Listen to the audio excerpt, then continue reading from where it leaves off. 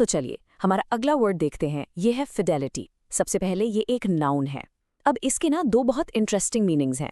एक तो है वो जो हम सब जानते हैं, वफादारी या निष्ठा, मतलब जब आप किसी इंसान के लिए या किसी कॉज के लिए एकदम लॉयल रहते हैं।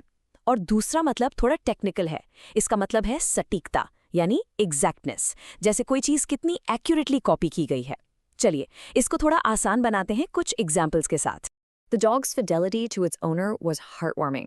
तो सेंटेंस का मतलब सीधा सा है कि कुत्ते की अपने मालिक के लिए जो वफादारी थी ना, वो दिल को छू लेने वाली थी। बिल्कुल हार्टवार्मिंग। यहाँ पर फिडेलिटी का यूज एकदम क्लियर है। ये लॉयल्टी यानी वफादारी को ही दिखा रहा है। और हम सब जानते हैं राइट, एक डॉग से ज्यादा लॉयल कौन हो सकता है। तो ये सेंटेंस बस उसी प्यारे से बॉन्ड को कैप्चर कर रहा है। Okay, next example. He swore an oath of fidelity to the king। इसका मतलब हुआ उसने राजा के प्रति निष्ठा की शपथ ली। देखिए अब यहाँ फिडेलिटी का यूज थोड़ा फॉर्मल हो गया है। ये एक प्रॉमिस, एक कर्तव्य की बात कर रहा है ना। पहले वाले एग्जाम्पल से थोड़ा डिफरेंट है ना।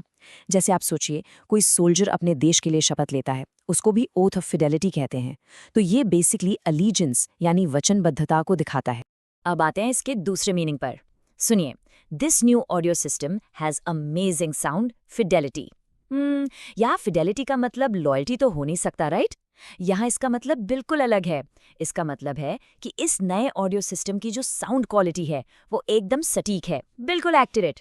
मतलब ओरिजिनल साउंड जैसा रिकॉर्ड हुआ था ना, बिल्कुल वैसा ही क्रिस्टल क्लियर, बिना किसी कमी के सुनाई दे रहा है।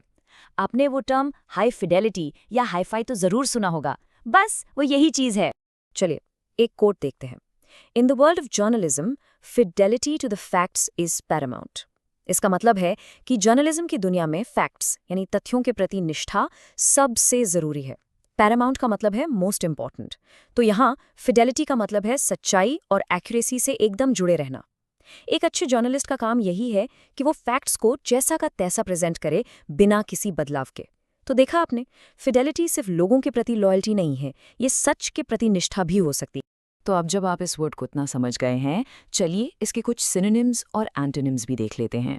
सिनोनिम्स यानी सेम मीनिंग वाले वर्ड्स हैं लॉयल्टी, फेथफुलनेस, डिवोशन और एलिजेंस। और इसके एंटोनिम्स यानी ऑपोजिट वर्ड्स हैं इनफिडेलिटी, डिसलॉयल्टी और ट्रेचरी। बस आज के लिए इतना ही। मिलते हैं नेक्स्ट वीडियो में। Happy learning, bye bye.